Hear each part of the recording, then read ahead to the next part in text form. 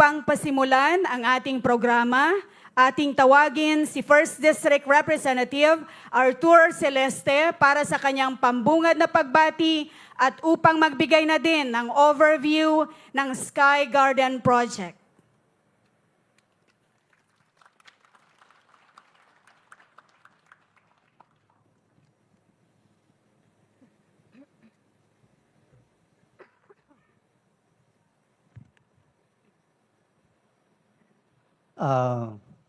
Magandang umaga po sa ating lahat. Sa ating pinakamamahal na Pangulo, President Bongbong Marcos Jr., sir.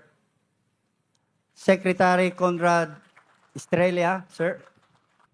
Mr. President, kung meron po kaming ipaparating sa inyo sa araw na ito, wala pong iba kundi ang magpasalamat ng malaki. Dahil gusto ko lang pong ipaalam sa inyo, with all these projects na nakikita ninyo, hindi lang po Sky Garden actually ang i-ground break natin. Dahil yung pong nakikita ninyo ngayon, yung Baywalk, Alaminos City Baywalk, from Lookup to Mangrove Park, kasama po yan, nag-umpisa po yan nung panahon ng inyong presidency. So hindi lang po ang Sky Garden, at gusto ko lang pong ipaalam din sa inyo, Mr. President, 9 years ago, ang tourist arrival ng 100 Islands is only 150,000 per year. Ang income po ng city is only about 5 million a year. But with all the developments na pinagtulong-tulungan po namin kasama ang probinsya, the national, especially the national government, and the city of course, gusto ko lang pong ipaabot sa inyo that with all this development na nakikita natin, last year, ang siyudad ng Alaminos ay kumikita na po ng more than 40 million a year. And again, yung 150,000 tourist arrival 9 years ago, ngayon po every year, last year, mahigit kumulang 500,000 ang bisitang bumibisita po dito sa inyo.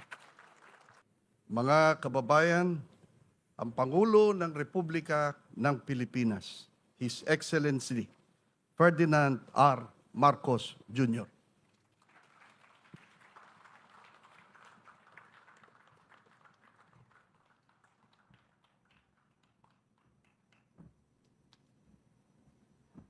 Maraming salamat sa ating Agrarian Reform Secretary, Secretary Conrad Estrella.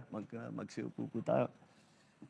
The First District Representative of Pangasinan, Congressman Art Celeste, and other members of the House of Representatives. Mark Coanco is also here. Of course, Pangasinan Governor, Governor Ramon Guico, my fellow workers in government, and to the beneficiaries, the stakeholders who we met earlier. Yung mga stakeholder dito para sa mapapakinabangan itong ating project na hindi lamang kagaya ng ipaliwanag ni Congressman, hindi lamang itong Sky Garden, kung hindi it is marami pa tayong idadagdag na ng mga proyekto para yung bumisita sa Alaminos na 500,000, paabuti na natin ng 1 milyon yan bago tayo matapos para naman gumanda ang ekonomiya, hindi lamang Alaminos, hindi lamang sa distrito, kundi sa buong probinsya. Kasama na rin dyan ang lahat ng mga probinsya na malapit sa inyo, baka hanggang dun sa amin, maramdaman pa namin yung epekto nito.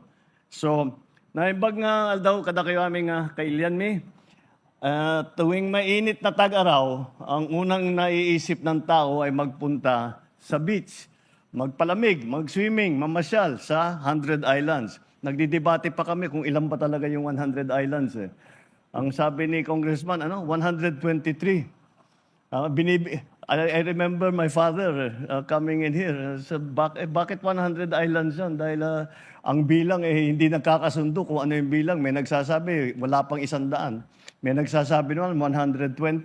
Kaya tama-tama yan. Gawin natin adventure para sa ating mga turista. Silang magbilang. Mga simpleng alaala na tag-araw na tumatak sa bawat pamilyang Pilipino. Kilala ang Pangasinan pagdating sa pasyalan, turismo, pagkain, gaya ng alaminos longganisa, bangus, puto, tupig at bagoong isda. Higit sa lahat, sa bait at sipag ng inyong mga taga-Pangasinan. Ngunit tunay na pinabibilib ako ng Pangasinan kasi hindi kayo nakontento sa likas na yaman at pinagbuti pa ninyo ito. Ang 100 Islands ay naging national park, ang kauna-unahang national park sa ating bansa. Noong 2022, pumangalawas ang Pangasinan sa top destination sa bansa na nagtala ng pinakamaraming lokal na turista. Ang halos 1 milyong lokal at dayuhang turista na bumisito sa inyo nung nakarang taon ay magpapatunay sa ganda ng inyong lalawigan. Kilala rin kayo sa galing at ganda ng inyong mga tourism souvenir, sa sports tourism, sa beach games, hosting ng mga event. Patunay na ang talento at siyempre sa charm ng mga taga-Pangasinan. Noong isang taon, itinanghal na ang Pangasinan na best province in local tourism sa ginanap na 2024 Region 1 Tourism Summit. At ngayong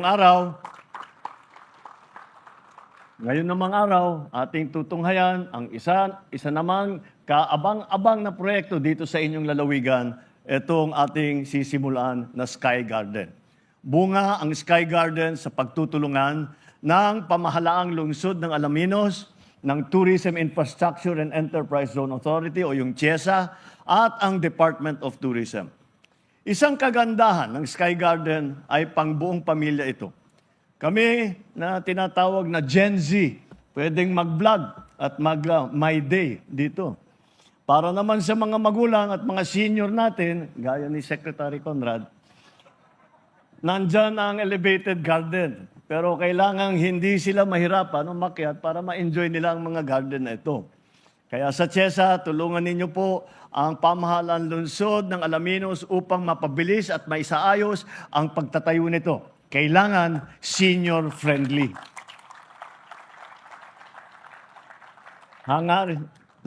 Conrad, lagi kitang inaalala kasi alam ko, nanlalambot niyo minsan yung tuhod mo. Hangarin natin na maghatid ang Sky Garden ng sigla at magbigay daan para sa mas maraming bisita at trabaho para sa mga taga rito. Napakahalaga ng turismo sa kaunlaran ng mga kanayunan. Nasusuportahan nito ang ating mga magsasaka, ating mangingisda, na mga nagtitinda ng pasalubong, kasama ang mga otel, ang transportasyon. Ang panawagan ko lang po sa ating mga kasama sa pamahalaan, sa kapulisan at sa mga lokal na pamahalaan, atin tiyakin na ligtas at maayos ang lagay ng ating mga manlalakbay. Sa daan, sa hotel, sa restaurant, o kung saan man sila tutungo. Bilang turista, napakahalaga na maayos ang mga rest area. Kaya ang DOT at saka ang CHESA ay gumagawa ng mga tourist rest area para komportable naman ang mga naglalakbay. Dito, mayroong malinis na restroom. May information center, may ATM, may pasalubong center. 10 na po ang naipagawa ng DOT at may ginagawa pa sila, mga tourist rest area sa Lingayen, Pangasinan. Kasabay nito, ginagawa na rin natin ang mga Tarem Santa Cruz Road. Kapag natapos na ito, mas bibilis pa ang biyahe papunta at pabalik mula Pangasinan hanggang sa Zambales. Dagdag pa rito ang Tarlac Pangasinan-La Union Expressway Extension at Dagupan Mangaldan Kalasyaw Circumferential Road Project. Layo ng mga proyektong ito na gawing madali, mabilis at ligtas ang biyahe papunta sa mga pasyalan sa Pangasinan. Bawas puyat, bawas pagod, bawas gastos. Mas makakapag-enjoy na kasama ang inyong mga pamilya. Ngunit, kasabay ng pag-unlad, ingatan at paunlarin natin ang ating kalikasan. Huwag nating itong pabayaan upang maipapamana natin ito sa mga susunod na henerasyon. Kapag inuuna natin ang kapakanan ng isa't isa, nakakabuo tayo ng kinabukasang ligtas at maulad para sa ating mga Pilipino. Ika nga ng mga kahenerasyon ko, para tayo ay maging successful. Sa bagong Pilipinas, sama-sama tayong manindigan para sa bayan at para sa isang kinabukasang marangal, matatag at makatarungan. Maraming salamat. Mabuhay ang Pangasinan, mabuhay ang Alaminos, mabuhay ang bagong Pilipinas.